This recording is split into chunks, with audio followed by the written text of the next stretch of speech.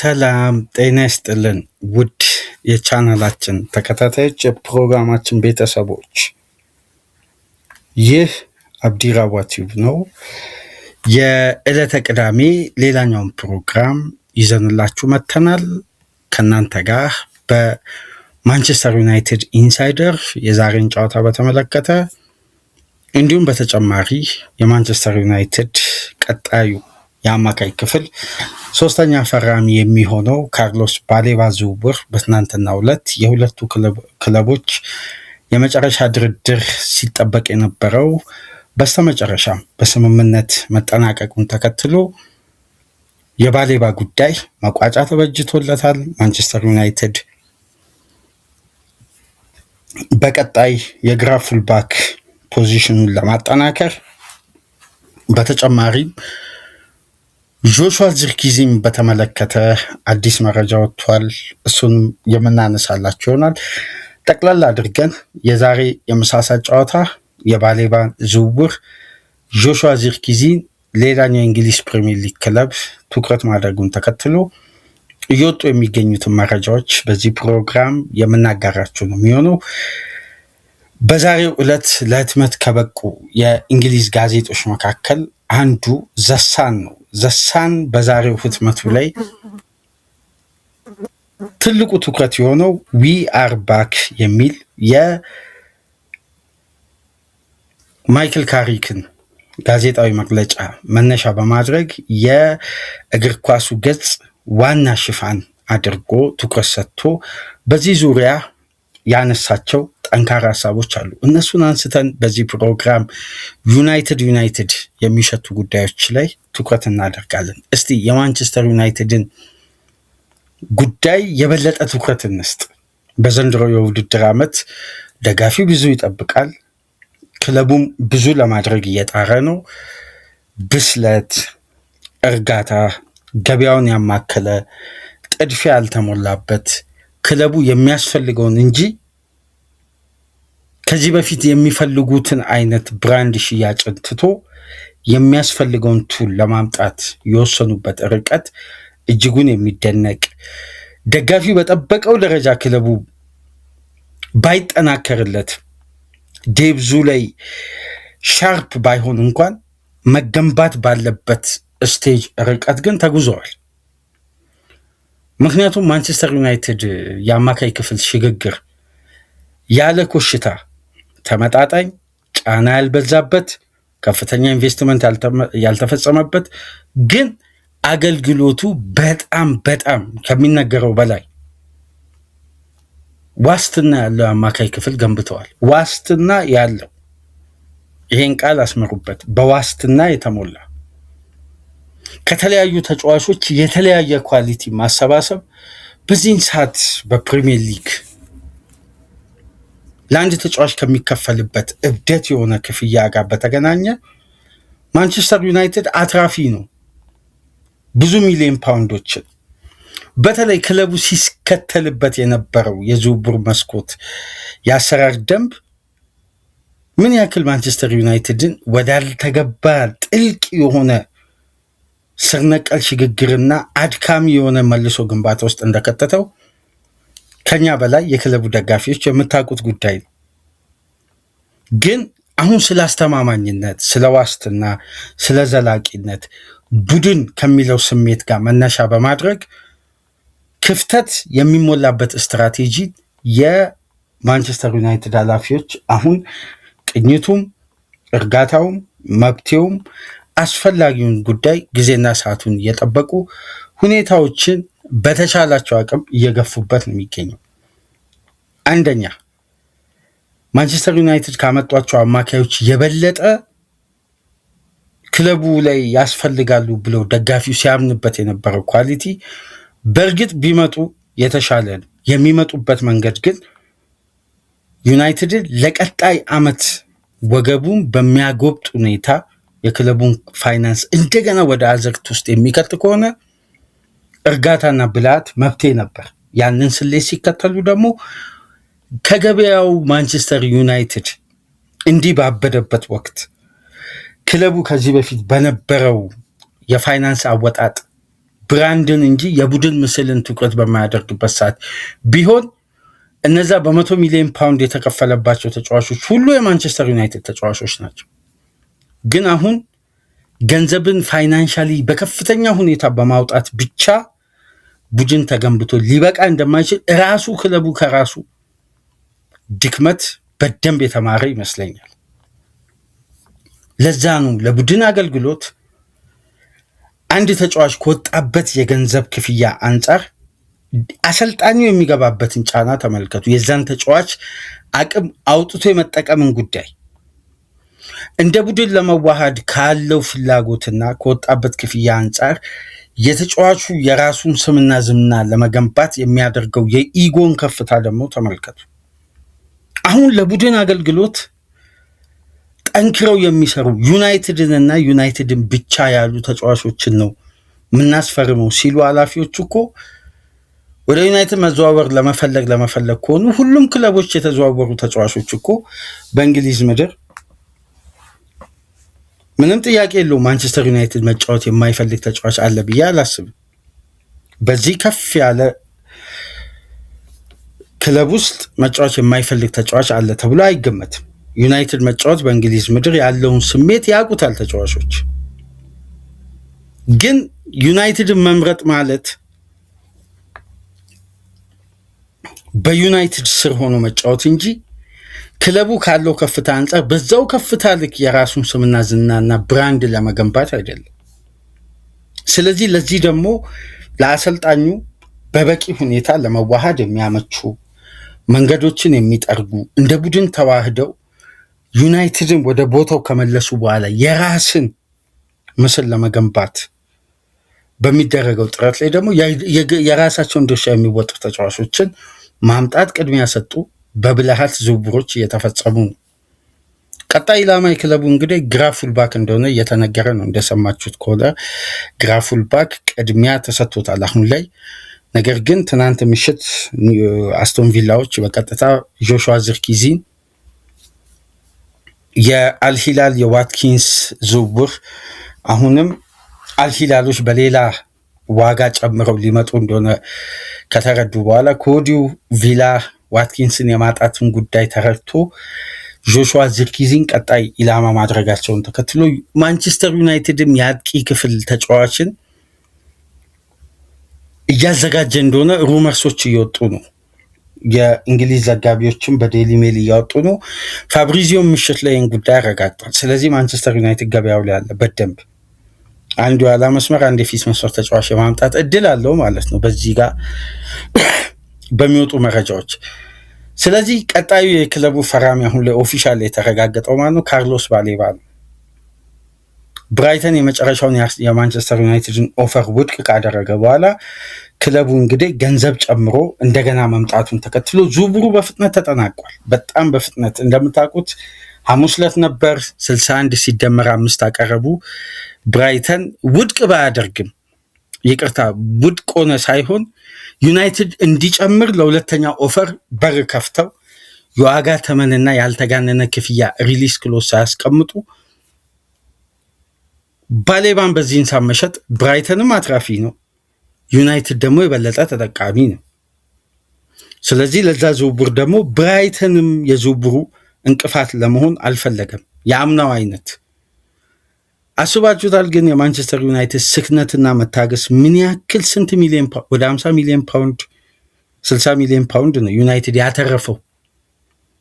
የበፊቱ የዩናይትድ አመራሮች አወጣጥ ቢሆን አምና ባሌባ በዛ በተዝረከረከ ክፍያ ፈርሞ ነበር ተጫዋቹ እንደዛ ባመጸበት ሰዓት ማለት ነው።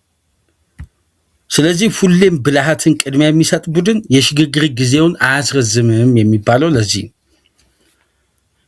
አሁን እንግዲህ ሁለቱ ክለቦች በ65 ሚሊዮን ፓውንድ ሲደመር 5 ተስማምቶ በ70 ሚሊዮን ፓውንድ ፓኬጅ እንደ ብቃቱ የሚከፈል ክፍያ ዩናይትዶች ተስማምቶ አምጥተውታል። እስቲ ይሄን ክፍያ ከተጫዋች ብቃት ጋር ወደ ዛሬው የምሳሳ ጨዋታ እንመጣለን። ይሄ ጉዳይ መነሳት ስላለበት ነው። 65 ሲደመር 5 ነው 70 ሚሊዮን ፓውንድ ፓኬጅ።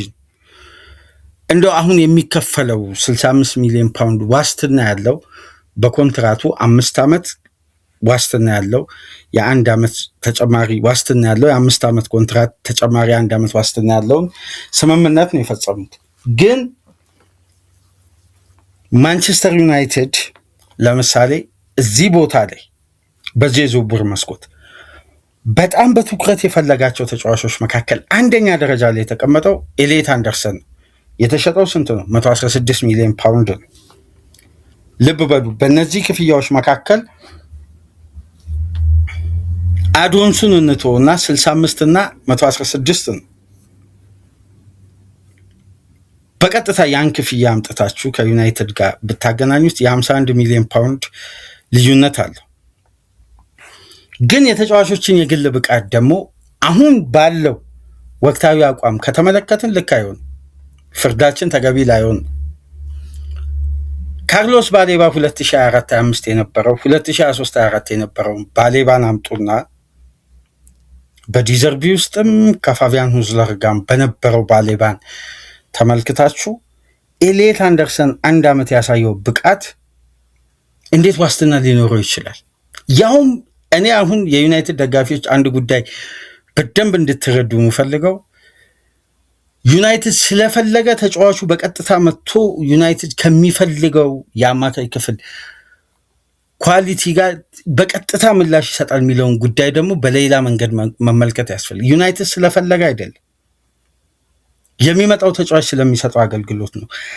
አንድ መረጃ ከሰሞኑ ስመለከት ባሌባን በተመለከተና የኤሌት አንደርሰንን ስካውቲንግ ሪፖርት የተለያዩ ሚዲያዎች ሊወጡትን በትኩረት ስመለከት አንድ ማንቸስተር ዩናይትድ የሚፈልገው ዲፌንሲቭ አግሬሲቭነት አለ። ዩናይትድ በባህሪው እዛ ቦታ ላይ የረጅም ዓመት ጥያቄ ውስጥ ቆይቶ የነበረው እንዲፈታ የክለቡ ደጋፊዎች የሚፈልጉት የ6 ቁጥር ዲስትሮየር የበለጠ በካሰሜሮ ዕድሜ ማብቂያ ላይ የተስተዋለው ጉዳይ አይነት አይደለም።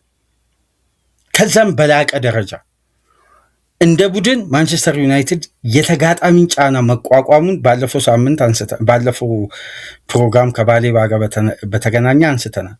ያሁኑ ግን የዲፌንሲቭ ሚድፊልደር ተጫዋች ማንቸስተር ዩናይትድ ቤት ሲያደርጉት የነበረው ባህሪ ወይም ሆልዲንግ ሚድፊልደር ለሚጫወቱ ተጫዋቾች በባህሪ ሲያደርጉ የነበረ ማንቸስተር እንደ ቡድን የአማካይ ክፍሉ የመጨረሻ ተጫዋች ቴክኒካሊ እንዲኖረው የሚፈለገው ባህሪ አለ። አሁን ለምሳሌ በፕሪሚየር ሊግ ባለፉት ዓመታት ውስጥ ከታዩ በዛ ቦታ ላይ ከሚጫወቱ ተጫዋቾች ውስጥ አንድ የባሌባን ኳሊቲ ለይቶ የሚያወጣ አንድ ስካውቲንግ ሪፖርት ተመልክቼ ነበር። ይሄ ኳሊቲ አሁን ለምሳሌ ተነጥሎ በተጫዋቾች ንጽጽር መካከል ሊወጣ ይችላል።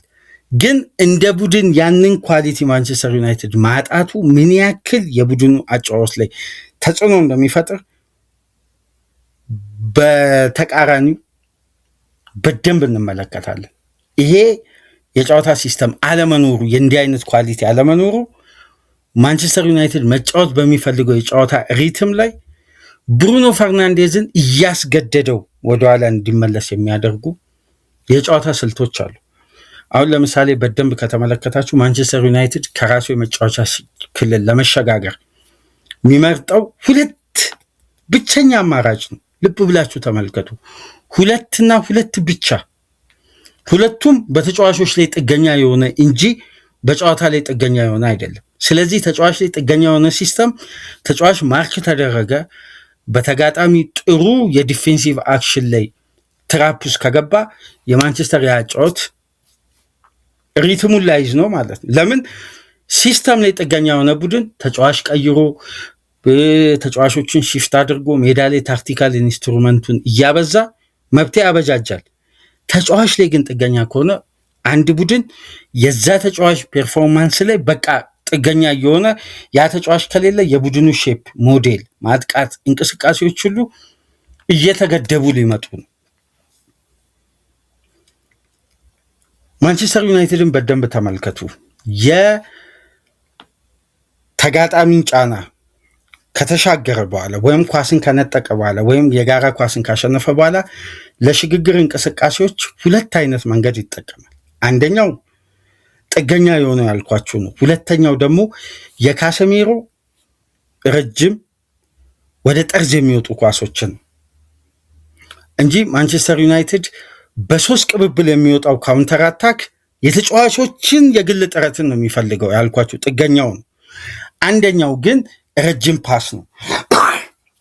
ይሄንን ጉዳይ ግን ሌሎች ክለቦች ላይ ብታመጡ ፔኔትሬሽን ቦል ኬር አለ፣ ፕሮግሬሲቭ አግሬሲቭ ቦል ኬር አለ። አሁን ከራሱ የመጫወቻ ክልል ከራሱ ፖዚሽን የማጥቃቱን እንቅስቃሴ ማስጀመር የሚችል ረዘም ያሉ የሜዳ ክፍሎች ረዘም ያሉ ሜትሮችን ኳስን እየገፋ ከአደጋ ክልል መውጣት የሚችል በደንብ ልብ ብላችሁ ካስተዋላችሁ እንደዚህ አይነት እንቅስቃሴ አሁን በረጅሙ ወይ የሽግግር እንቅስቃሴ የሚቀበል ተጫዋች ከሌለ ካሴሚሮ ትንሽ ድሪብል ያደርግና በደንብ ተመልከቱ። የማንቸስተር ዩናይትድ ደጋፊዎች አስታውሱ፣ ቴክኒካል ፋውል እንደተሰራበት አድርጎ ይወድቃል። ሞመንተሙ የኳሱ እንቅስቃሴ እሱ ግርድ ውስጥ ስላለ ያ የፋውል እንቅስቃሴ ተደርጎ ስለሚወሰድ ዳኞች ኳሱን ያስቆማሉ። ግን በደንብ ከተመለከታችሁ ቴምቦ ሪስታርት ካደረገ በኋላ ማንቸስተር ዩናይትድ ግብ ለማስቆጠር ግን ይቸገራል። ይህም በደንብ ካስተዋላችሁ አሁን ማንቸስተር ያለበት ቴምቦ አለ። በጣም በፍጥነት መልሶ ማጥቃት ውስጥ ተጋጣሚ ላይ ጫና እየፈጠረ ነው።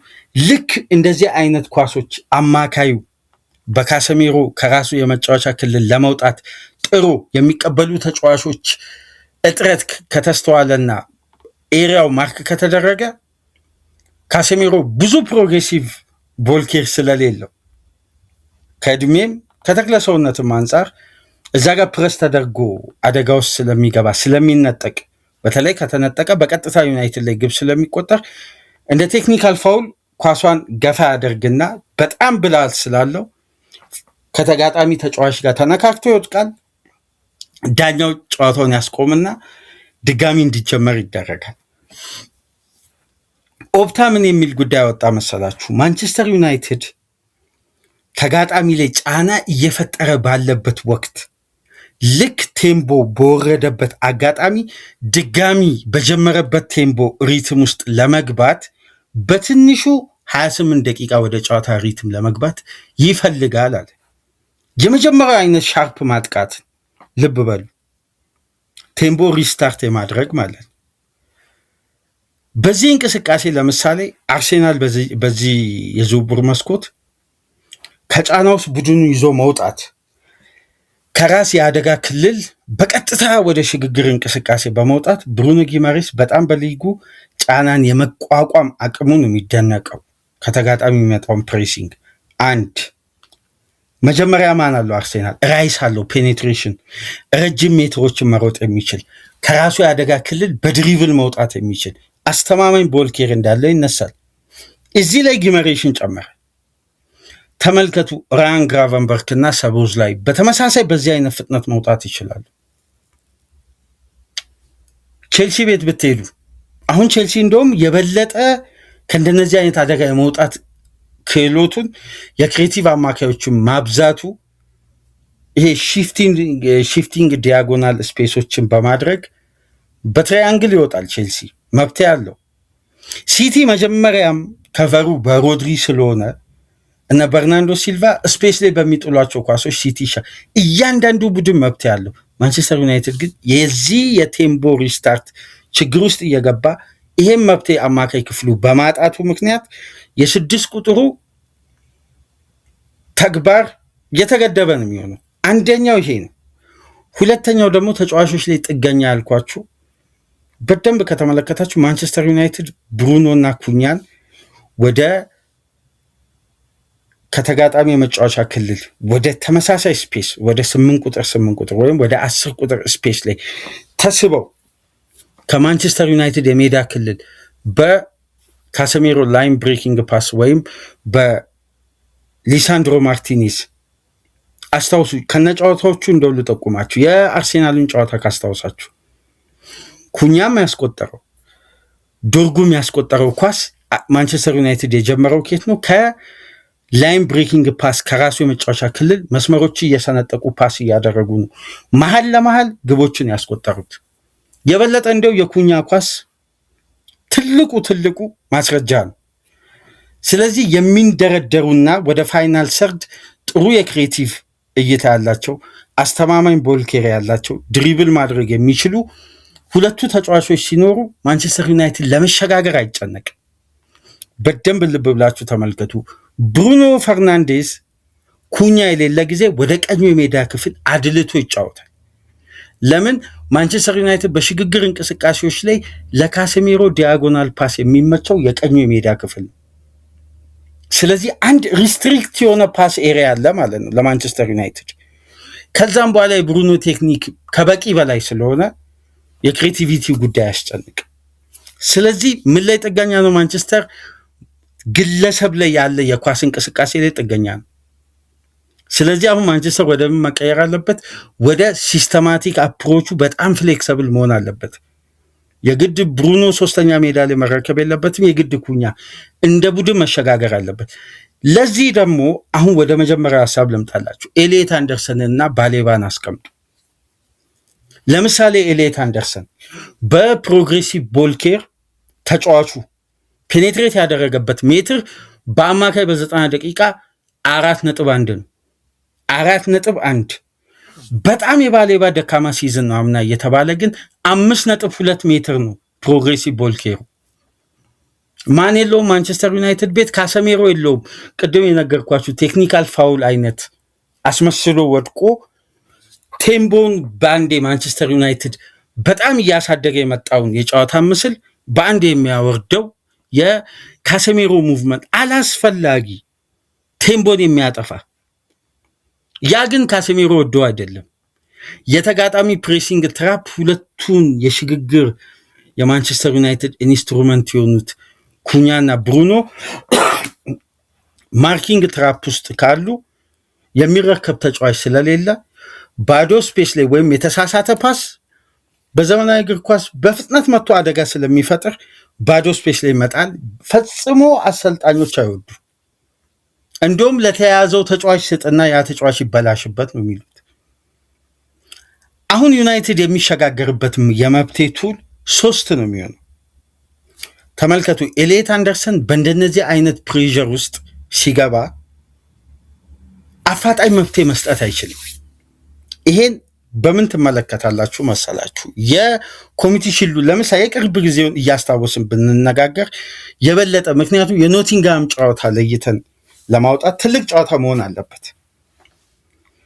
ግን የተጫዋቹ ጫናን ተቋቁሞ ሽግግር ምክንያቱም ማንቸስተር ዩናይትድ እንደምታውቁት የሃይ ተርኖቨር ቡድን ነው፣ የመልሶ ማጥቃት ቡድን ነው። የበለጠ ፖዚሽናል ቡድን አይደለም። ኳስ የተቆጣጠረበት ጨዋታ ላይ ማንቸስተር ዩናይትድ ነጥብ ይጥላል። በጣም ፖዚሽን ቤዝድ የሆነ ጊዜ ማንቸስተር ዩናይትድ ጨዋታ አያሸንፍ።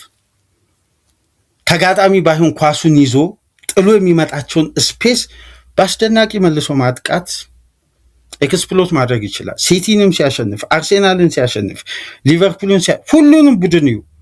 ማንቸስተር ዩናይትድ በፖሴሽን ተበልጧል፣ በጣም ተበልጧል።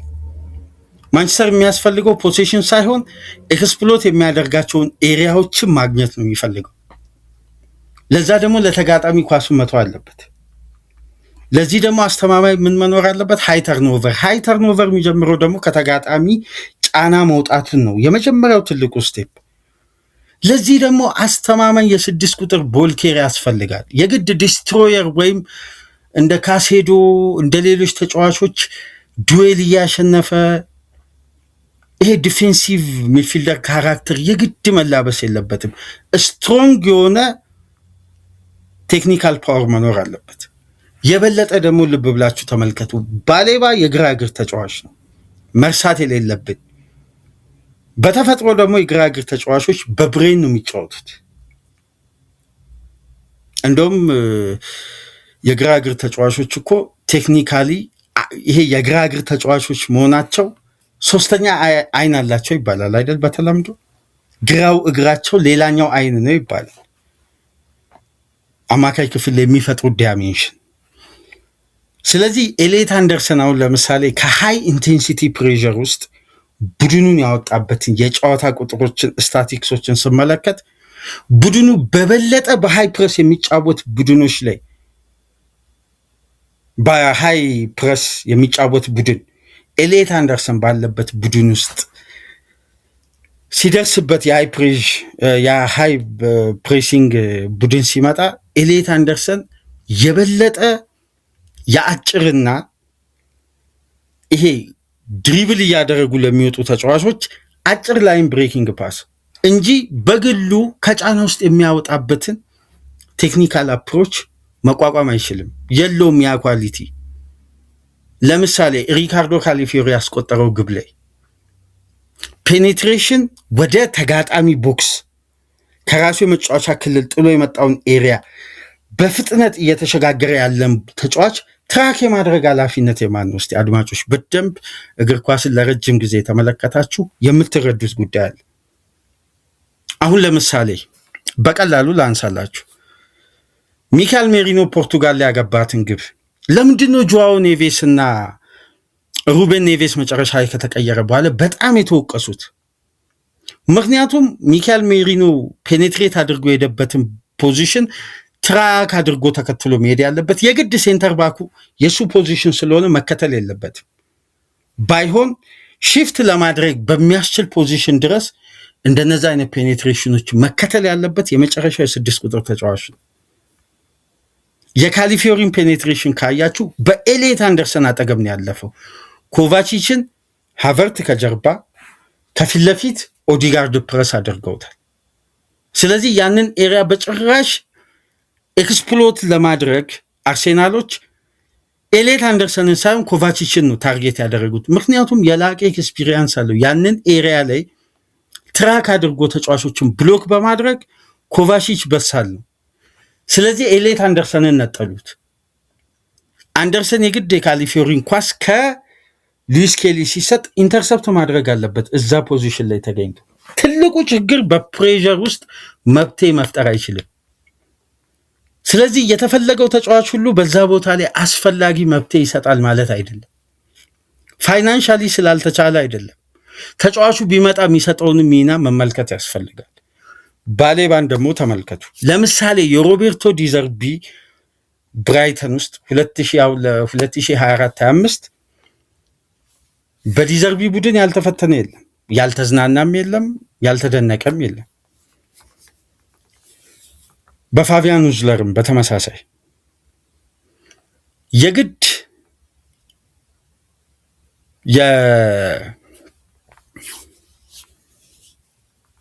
የብራይተን አጫዋት አንድ ሲስተም አለው።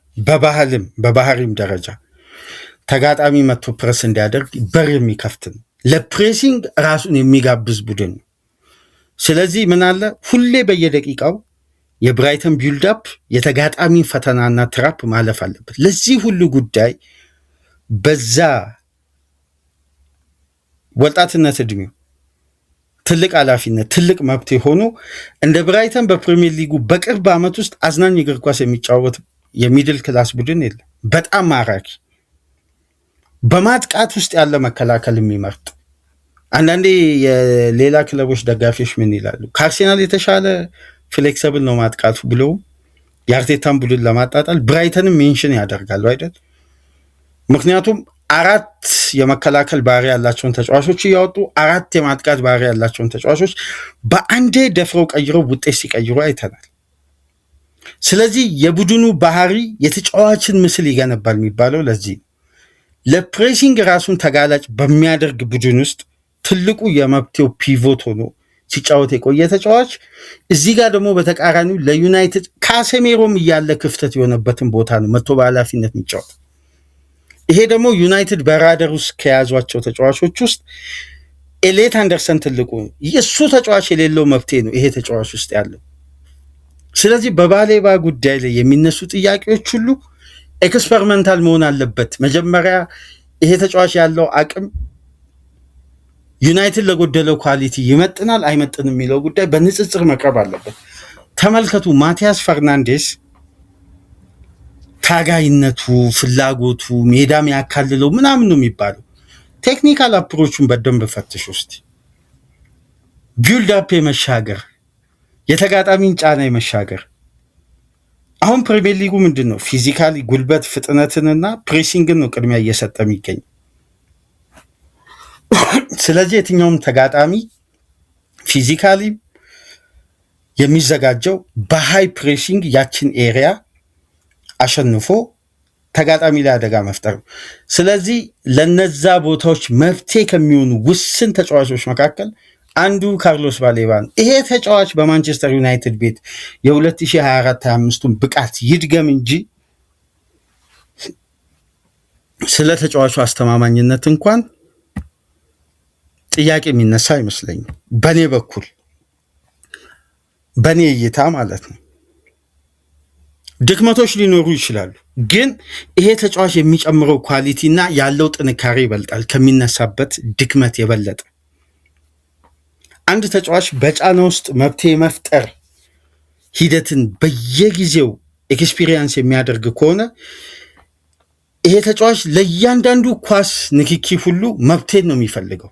ሜዳ ውስጥ ደግሞ መብቴን የሚፈልጉ ተጫዋቾች በዚህ በዘመናዊ እግር ኳስ የሚመረጡ ናቸው። ለምንድን ነው ቪቲኛን አብዛኛው እግር ኳስ ቤተሰብ የሚያደንቀው? በእያንዳንዱ ቀዳዳ ውስጥ መብቴን ነው የሚፈልገው። ጆዋው ኔቬስን ለምንድን ነው የማንቸስተር ዩናይትድ ደጋፊዎች የሚቆጩት? መብቴ ፈጣሪ ስለሆነ። አሁን መፍትሄ የሚፈጥሩና ለቦታው ላይ የተፈጠሩ ካራክተር ተጫዋቾች አንድ አይደለም። መፍትሄ ፈጣሪዎች ተጫዋቾቹ ደግሞ ሁሌም ተመራጭ ናቸው። የቦታው ካራክተር ከሆነማ 6 ቁጥር ነው በባህሪ። ለሽፋን ለተክለ ሰውነት ለአግሬሲቭነት ከሆነ እኮ ማኑ ከሆነ ይሻላል አይደል እንዴ? ለቦታው ከተክለ ሰውነት አንጻር አውሬሎ ቹዋሚኒ ይሻላል። ክሬት የማድረግ መብቴ ፈጣሪነታቸው ነው። አስታውሱ የአውሬሎ ቹዋሚኒን አንድ ምናልባት ዶኩመንተሪ ይሁን የቪዲዮ አናሊሲስ ይሁን እርግጠኛ አይደለሁም። ካርሎ አንጀሎቲ የቫልቬርዴን መሳብ በመልበሻ ክፍል ውስጥ ታክቲካል ቦርድ ላይ ሲያወሩ የቫልቬርዴን ተስቦ ትራንዚሽን ኳሶች እንዲያደርግ አጠብቅ መብቴ ፍጠር እያሉ ይጮውበታል ቹዋሚኒ ላይ። ካልተሳሳትኩ ማርካ የለቀቀው ቪዲዮ ነው መሰለኝ። በተለይ ከሻምፒየንስ ሊግ መውጣት ተከትሎ በየሻምፒየንስ ሊጉ ፌዝ ላይ የማድሪድ መልበሻ ክፍል ሃፍ ታይም ላይ የነበረውን ቪዲዮ ማርካ የለቀቀውን የ3-4 ደቂቃ ላይ ነው የተመለከትኩትና የግድ ቫልቬርዴ ተመልሶ የሚፈጥረው መፍትሄ አጠብቅ፣ የራስን መፍትሄ ወደፊት የሚሸጋገር ኳስ ፍጠር፣ ዲያጎናል ኳሶችን አታብዛ ያሉት።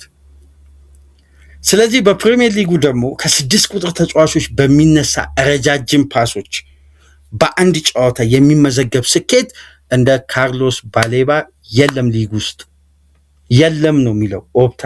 ገብታችሁ ተመልከቱ። 2024-25 የትኛውም ተጫዋች በ90 ደቂቃ ከፕሮግሬሲቭ ቦል ኬር በኋላ በቀጥታ የተደረጉ ረጃጅም ኳሶች በስኬት ተጠናቋል። ስለዚህ ማንቸስተር ዩናይትድ የቦታውን መብቴ ማገኘ በላቀ ደረጃ እነዚህ የነገርኳችሁ ለኩኛና ለብሩኖ ፈርናንዴዝ የሚደረጉ ረዘምም ላይን ብሬኪንግ ፓሶችም በቀጥታ ታርጌታቸው እንዲመታ አሁን በመብቴ የታገዘ የቦታ ላይ ጥገና ነው የተደረገው። እኔ የተረዳሁት በዚህ በኩል ነው የባሌባን ክፍተት። ምክንያቱም ካሪክ የዚህ ቦታ መብቴ ነበር ለዩናይትድ ረጅም ዓመት። እነዛ ሁሉ የፈርጊ ድሎች ሲገኙ ቴምቦ ዲክቴት የሚያደርግ ቴምቦ ሴትል የሚያደርግ ሜዳውን በደንብ በእርጋታ የሚቃኝ ተጫዋች ነው። እዚህ ላይ ደግሞ የስኮልስን ማጂክ የሆኑ እንቅስቃሴዎችን አስታውሱ። ስለዚህ ማንቸስተር ዩናይትድ ከነበረው የአማካይ ኳሊቲ ጥራትና ከሚያገኙት ሚና ጋር ተመልከቱ። የግድ ትላልቅ ኢንቨስትመንት ስለተፈጸመ ያ ተጫዋች ያለውን ጉለት ይሸፍናል ማለት አይደለም። እኔ የበለጠ የዩናይትድን ፔኔትሬሽን ከኳስ ጋር ያለው ቴክኒካል አቢሊቲ ፍሌክሲቢሊቲው ይሄ አማካይ ክፍል ላይ የሚፈጥረው ዳይሜንሽንን ስንመለከት ቶናሊ ነው አንገብጋቢ ብዬ ነበር ማስበው። ለቦታው ቢሆንም ቢመረጥም በጣም የላቀ ጥራት ያለው ተጫዋች እሱ ነው ብዬ ነው ማስበው። ግን አሁን ቴለመስ ቶናሊ ሊሰጥ የሚችላቸውን ጉዳዮች ይሰጣል። ፊዚካሊ ያለው ፍጥነትና ከእድሜና ከወቅታዊ ሁኔታ አንጻር በቶናሊ ልክ ሜዳ ከቨር እያደረገ ፕረስ እያደረገ ላይጫወት ይችላል። ባለበት ፖዚሽን ላይ ግን የኳስ ቴክኒኩ ቶናሊ የሚሰራቸውን ጉዳዮች መስራት ይችላል። ተለመስ እንደምታውቁት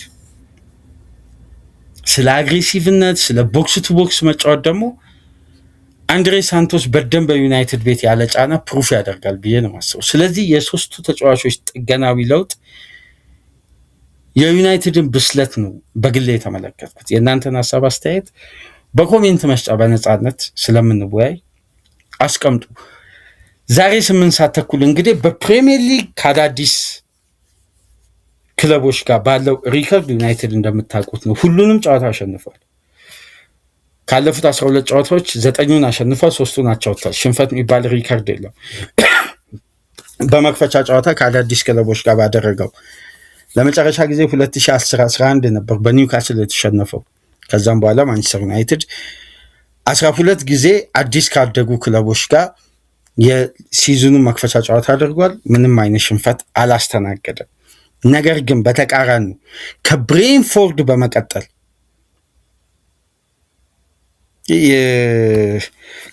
በመቀጠል በፕሪሚየር ሊጉ ታሪክ በመክፈቻ ጨዋታ ትልቅ ሪከርድ ያለው ክለብ ሃል ሲቲ የማሸነፍ ሬሾ ወይም ያለመሸነፍ ሬሾ ያለው ባጭሩ። ስለዚህ ዛሬ ማንቸስተር ዩናይትድ እንግዲህ የሚገጥመው ከሜዳ ውጪ ሃል ሲቲ ነው። 8 ሰዓት ተኩል መሳሳት የሚደረግ አሪፍ ጨዋታ ነው። ቪላ ጆሹዋ ዚርክዚን ይፈልጋል የሚል መረጃ በጣም በስፋት እየተነሳ ነው። በተለይ ከሚትላንድ እዛ በርሚንጋም ከሚወጡ መረጃዎች ጋር አስቶን ቪላ አሁን ኒኮላስ ጃክሰንንና ጆሹዋ ዚርክዚን ሁለቱንም ለማምጣት ኦሊ ዋትኪንስ ወደ አልሂላል ለመሄድ እንግዲህ ተጫዋቹ ራሱ ፍላጎት ሳያሳይ እንዳልቀረም መረጃዎች ይወጡ። ስለዚህ ይህን ተጫዋች ለመተካት ጆሹዋ ዚርክዚን አስበዋል። ስለዚህ ማንቸስተር ዩናይትድ ጆሹዋ ዚርክዚን የሚለቅ ከሆነ በተቃራኒው ማንቸስተር ዩናይትድም በቦታው ላይ ተተኪ ያመጣል ማለት ነው። ስለዚህ በገበያ ለማንቸስተር ዩናይትድ ካሁን በኋላ በፊት መስፈር ተጫዋች በሚወጣው ተጫዋች ልክ ነው ቦታውን የሚተካው ማለት ነው። ዚርክዚ ወጣ ማለት ደግሞ ማንቸስተር ዩናይትድ ልክ በዚርክዚ ስታንዳርድ የስኳድ ተጫዋች ያመጣል ማለት አይደለም። በላቀ ተጫዋች ሊተካም ይችላል። ይህንንም ከግምት ውስጥ በማስገባት ለማንኛውም የባሌባን ዝውውር ጠለቅ ብለን ከታክቲካል ጉዳይ ጋር ተመለከትን። በተመሳሳይ የዛሬውን ጨዋታ በፕሮግራም መልክ ነካክተን አለፍን። ጨዋታውን ተመልክተን ድረ ጨዋታ ነጥቦችን ይዘን እሁድ ንጋት ፕሮግራም ላይ እንገናኛለን። እስከዛው ድረስ እናንተ ፕሮግራማችንን ላይክ አድርጉ፣ ሼር አድርጉ፣ ሳብስክራይብ አድርጉ። ከሀገር ውጭ የምታደምጡ በሱፐር ስቲከር በሱፐር ታንክስ ድጋፍ አድርጉ። ዶክተር ወርቁ በትናንትናው ዕለት ላደረክልን የሱፐር ታንክስ ድጋፍ ልባዊ ምስጋና እያቀረብን እሁድ ንጋት እስከምንገናኝ ድረስ መልካም የረፍት ቀን መልካም ጨዋታ ጊዜ እንዲሆን ተመኘን። ሰላም ቆዩ።